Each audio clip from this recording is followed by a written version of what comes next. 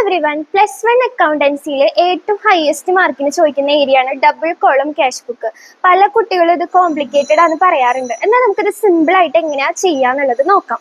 ആദ്യം നിങ്ങൾ ഇതിന്റെ ഫോർമാറ്റ് പഠിച്ചിട്ടുണ്ടാവണം. ഇതിന് heading double column cash book എന്ന് കൊടുക്കുക. അതിനുശേഷം ഈ ടേബിൾ വരച്ചിട്ട് date, receipt, ledger folio, cash bank, date, payments, ledger folio, cash bank ഇങ്ങനെ ഫില്ല് ചെയ്ത് വെക്കാം.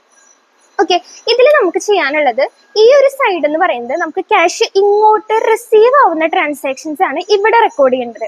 അതേപോലെ തന്നെ നമ്മളിവിടെ പേയ്മെന്റ് ചെയ്യുന്ന ക്യാഷ് നമ്മുടെ നിന്ന് പോകുന്ന ട്രാൻസാക്ഷൻസ് ഇവിടെ റെക്കോർഡ് ചെയ്യാം. അപ്പൊ ഞാനിവിടെ ഡെബിറ്റ് സൈഡ്, ക്രെഡിറ്റ് സൈഡ് എന്നുള്ളത് കൊടുത്തിട്ടുണ്ട്, പ്ലസ് മൈനസ്. അപ്പോൾ എന്താ, ക്യാഷ് റിസീവ് ആവുന്നത് ഇവിടെ കൊടുക്കുക, പേയ്മെന്റ് ആവുന്ന ട്രാൻസാക്ഷൻസ് ഇവിടെ റെക്കോർഡ് ചെയ്യാം. ഓക്കെ, അപ്പൊ നമുക്ക് കുറച്ച് എക്സാമ്പിൾസ് നോക്കാം. ഇപ്പൊ റിസീവ് ആവുന്നതെന്ന് പറയുമ്പോൾ ഫസ്റ്റ് തന്നെ നമുക്ക് ഇതിൽ ഓപ്പണിംഗ് ബാലൻസ് ഉണ്ടായിരിക്കും. അപ്പൊ ഓപ്പണിംഗ് ബാലൻസ് നമ്മൾ ഇവിടെ റെക്കോർഡ് ചെയ്യാം. ഓക്കെ, അതിൽ നമുക്ക് ക്യാഷ് ബാലൻസും ഉണ്ട്, ബാങ്ക് ബാലൻസ് ഉണ്ടെന്നുണ്ടെങ്കിൽ അത് ഇവിടെയും റെക്കോർഡ് ചെയ്യാം. അതേപോലെ തന്നെ റിസീവ് ആവുന്ന ട്രാൻസാക്ഷൻ എന്ന് പറയുന്നത് നമുക്കിപ്പോൾ ഏതെങ്കിലും ഒരു പാർട്ടിയുടെ നിന്ന് നമുക്ക് ഇങ്ങോട്ട് ക്യാഷ് കിട്ടി. ഇപ്പൊ രാജുവിന്റെ നമുക്ക് ഇങ്ങോട്ട് ക്യാഷ് കിട്ടിയെങ്കിൽ രാജുവിന്റെ സൈഡ് ഇവിടെ എഴുതണം.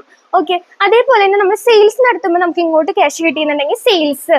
ഓക്കെ, അപ്പൊ നമുക്ക് ഇങ്ങോട്ട് റിസീവ് ആവുന്നതൊക്കെ ഇവിടെ എഴുതി വെക്കുക. അതേപോലെ നമ്മൾ പേയ്മെന്റ് ചെയ്യുന്നതൊക്കെ നമ്മളിവിടെ ഇപ്പൊ ഫർണിച്ചർ വാങ്ങിച്ചു. ഓക്കെ, ഫർണിച്ചർ വാങ്ങിച്ചു. അതുപോലെ തന്നെ ഗുഡ്സ് പർച്ചേസ് ചെയ്തു,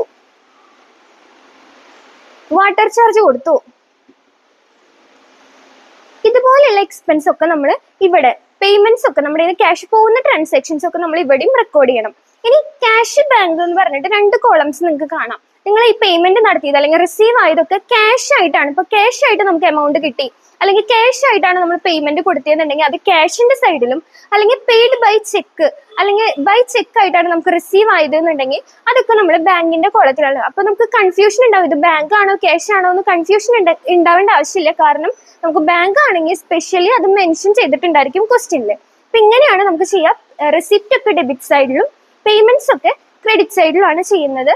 അപ്പോൾ നമുക്ക് ഒരു ട്രാൻസാക്ഷൻ കിട്ടിക്കഴിഞ്ഞാൽ അത് എന്ത് ടൈപ്പ് പേയ്മെന്റ് ആണോ, ക്യാഷ് പോകുന്നതാണോ, ക്യാഷ് വരുന്നതാണോ എന്നുള്ളത് ആദ്യം നമ്മൾ മനസ്സിലാക്കണം.